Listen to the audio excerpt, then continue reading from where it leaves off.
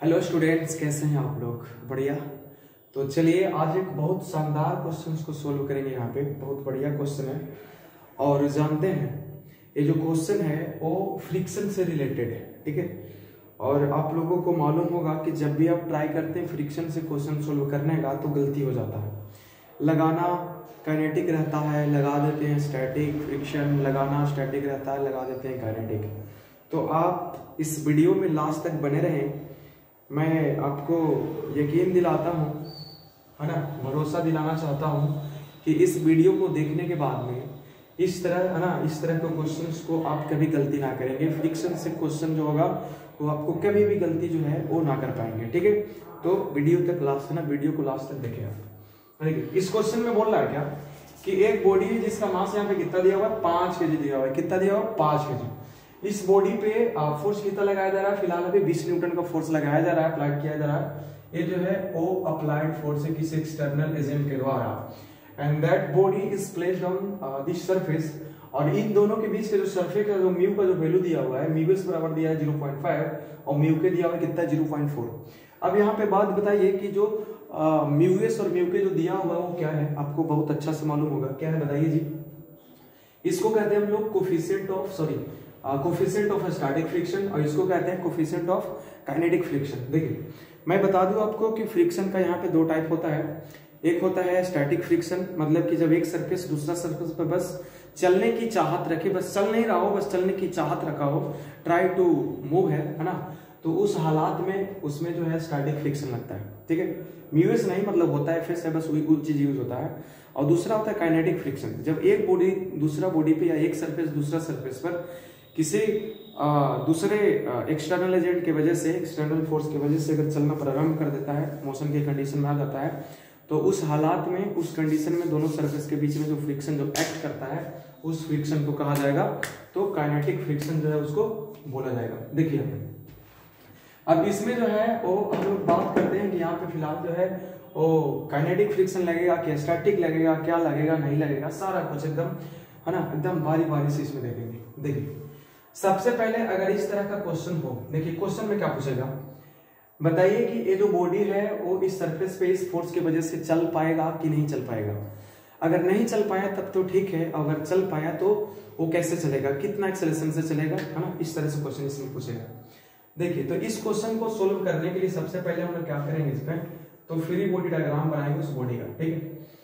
Free body diagram के बारे में आपको पढ़ाया गया होगा, है ना, न्यूटन लॉ ऑफ मोशन में बोला गया कि जब किसी सिस्टम से किसी बॉडी को अलग करके उसके बाउंड्री पे जितने भी बाहर से फोर्स लगते हैं, है ना, उस फोर्स को अगर रिप्रेजेंट कर दिया जाए, है ना, तो उसका जो रिप्रेजेंटेशन होता है सेपरेट करने के बाद में जो दिखता है उसको कहा जाता है फ्री बॉडी डायग्राम। सिस्टम से फ्री करके फोर्स का रिप्रेजेंटेशन। देखिए इस पे देखा जाए तो नीचे में जो फोर्स लग रहा है पृथ्वी के द्वारा mg फोर्स नीचे में लग रहा है। देखिए ये जो है mg जो है, mg की वजह से नीचे तो जाना चाह रहा है, लेकिन ये जो सरफेस है ऊपर वाला जाने नहीं देगा, लेकिन नीचे कहाँ है बाबू, है ना, ऊपर ही रहो जरा। तो नीचे से जो है वो नॉर्मल लगेगा, है ना, इस सरफेस के द्वारा, एक ग्राउंड सरफेस है, इसके द्वारा ऊपर में लगेगा कि तुम नीचे कहाँ जा रहे हो, ऊपर में रहो ना जी, काय बका रहे, है ना। तो ये लग गया नॉर्मल।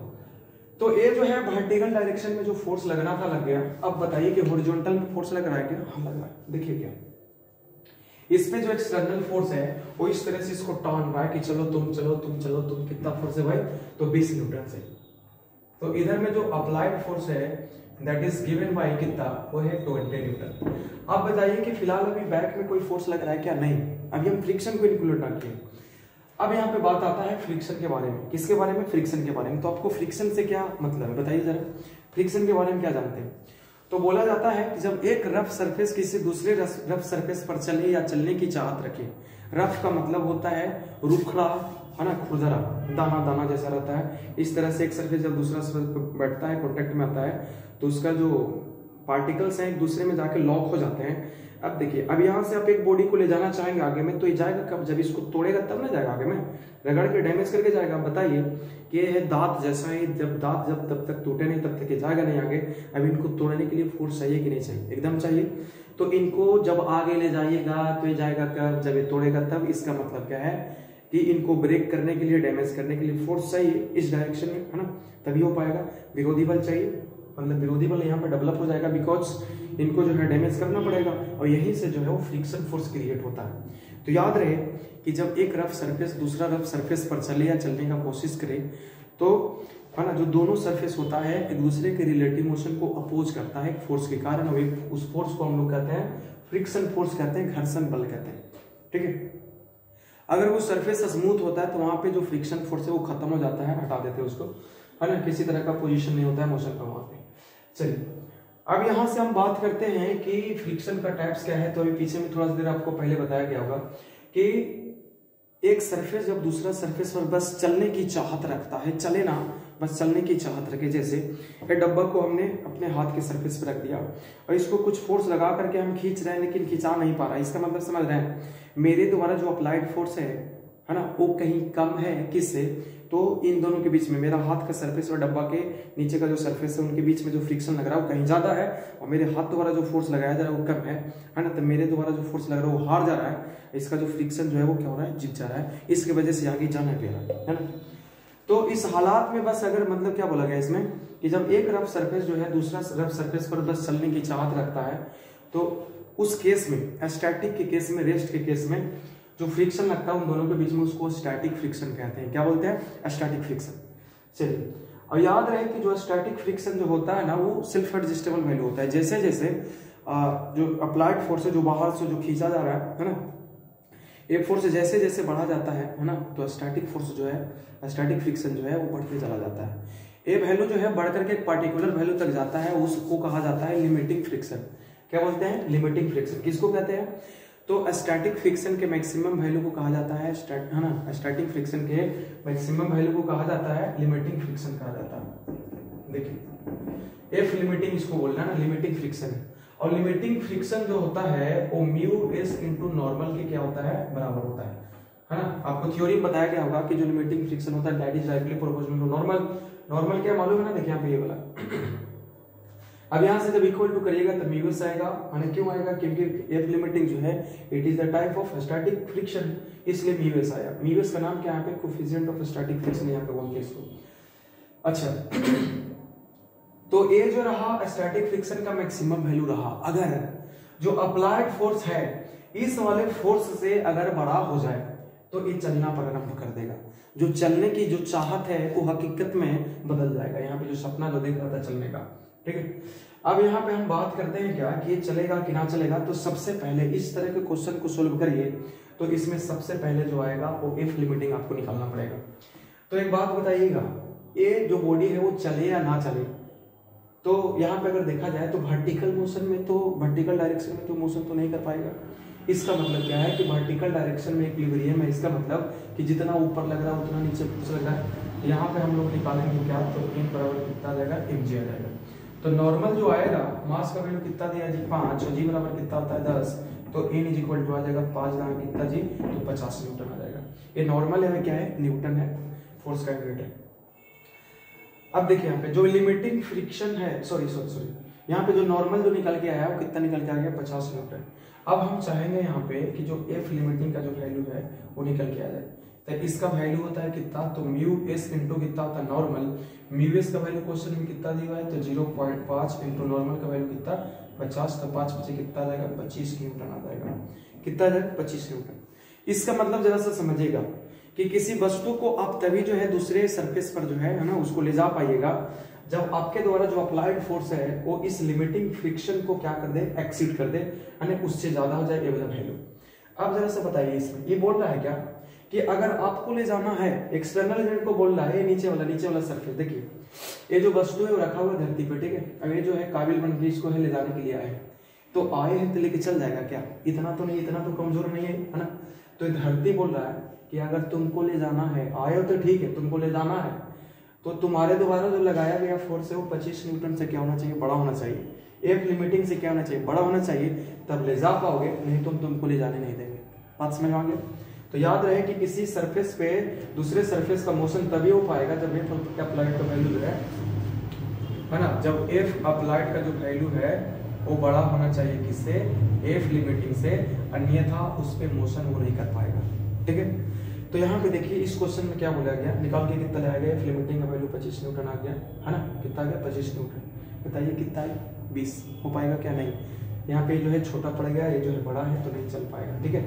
अच्छा, अब इस पे यहाँ पे बोलेगा आपको कि जब ये 20 न्यूटन जिस समय लग रहा था, बताइए कि वहां पर उस समय नीचे वाली सरफेस के द्वारा कितना न्यूटन का बल लग रहा था, फोर्स लग रहा था, फ्रिक्शन फोर्स, है ना।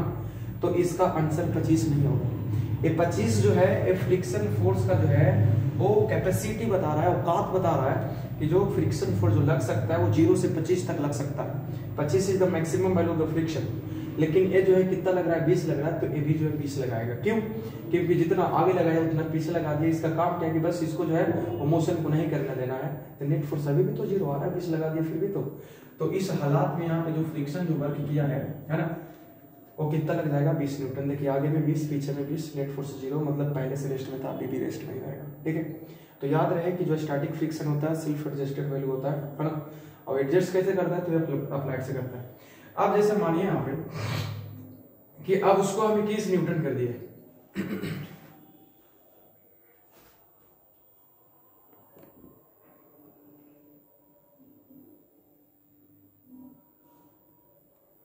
है ना। इसमें देखिए अब इसको हम जो अप्लाइड फोर्स जो है कितना कर दिए, 21 न्यूटन कर दिए। तो अब चलना चाहेगा क्या, तो सुनिए क्या बोला था। ये बोला था कि बबुआ तुम अगर 25 से ज्यादा लगाओगे तब हम तुमको जाने देंगे, है ना, नहीं तो नहीं जाने देंगे, है ना। अब देखिएगा जब ये 20 लगाया था तो इसमें कितना, याद रखिएगा कि जो स्टैटिक फ्रिक्शन जो होता है, देखिए अभी तो चला नहीं ना, ये चलेगा कब, जब 25 से ज्यादा लगाएगा तभी तो नहीं चला है ना। तो बोला कि जो स्टैटिक फ्रिक्शन जो होता है, जो स्टैटिक फ्रिक्शन होता है वो एफ अप्लाइड के क्या होता है, बराबर होता है। जब वस्तु रेस्ट में हो, बस चलने की चाहत रखा हो, तो जो समय फ्रिक्शन जो वर्क करेगा जितना अप्लाइड फोर्स होगा उतना ही लगेगा। ठीक है। तो जब 20 लगाया था तो ये 20 लगेगा पीछे में, है ना। जब 21 लगाया तो 21 लगा होगा, है ना। 22 लगाएगा तो ये 22 लगाएगा, अगर 23 लगाएगा तो 23 लगाएगा, 24 लगाएगा तो 24 लगाएगा, 25 लगाएगा तो 25 लगाएगा। 25 से देखिए मैक्सिमम जो है कैपेसिटी अपना पहुंच गया, 25 से जैसे ही पार होगा तो ये जो है पढ़ना बंद कर देगा।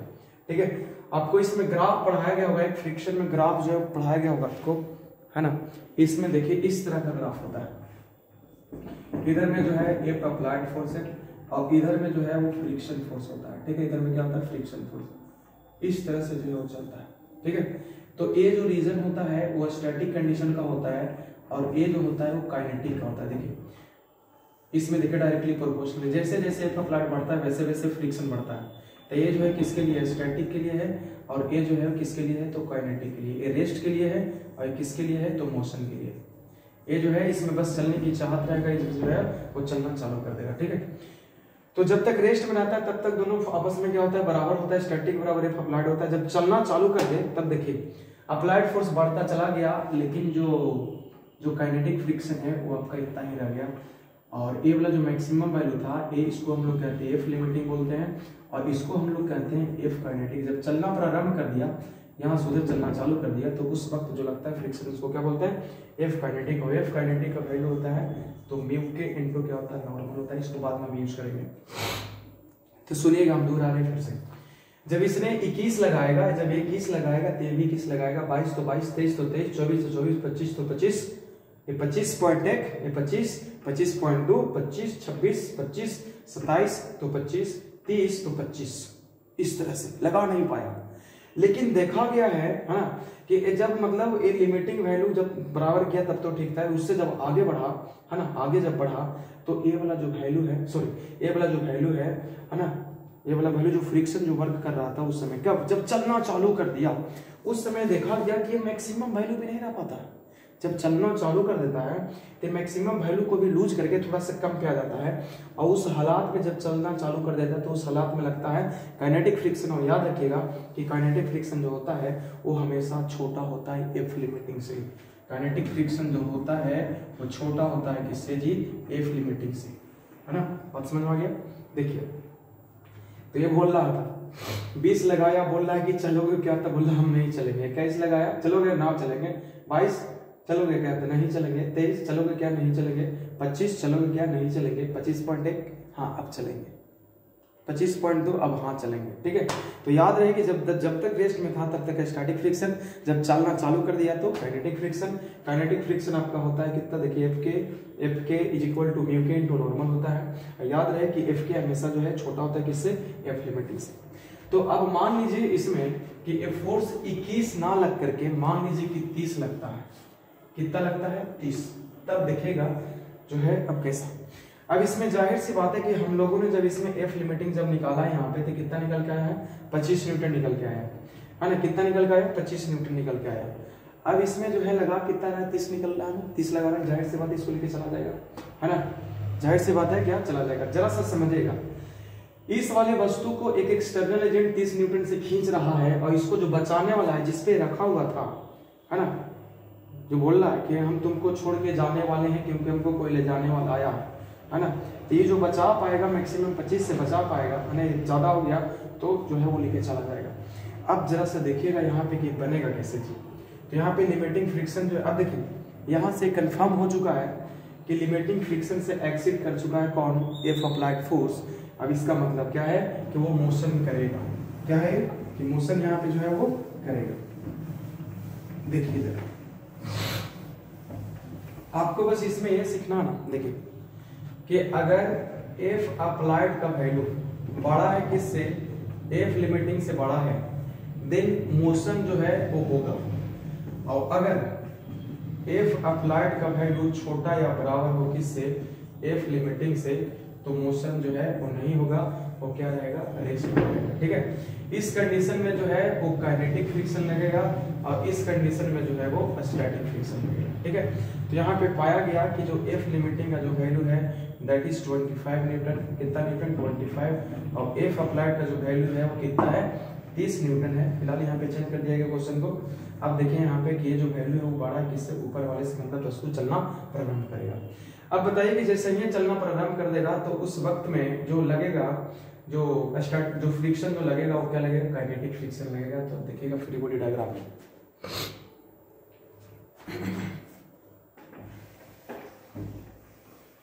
देखिए ए रहा वो वस्तु ऊपर में जो रखा हुआ था एफ, इधर में फोर्स एफ लग रहा था तो अप्लाइड जिसका वैल्यू कितना है जी 30 न्यूटन रख दिया गया है। और इधर में जो है निचला वाला जो सरफेस है ना, बॉडी के निचले सतह को इस तरह में फ्रिक्शन लगा रहा होगा और जिसका वैल्यू क्या है यहाँ पे चल रहा है, इसका मतलब काइनेटिक फ्रिक्शन। और काइनेटिक फ्रिक्शन इसका मतलब क्या, म्यू के इनटू क्या हो जाएगा, नॉर्मल हो जाएगा।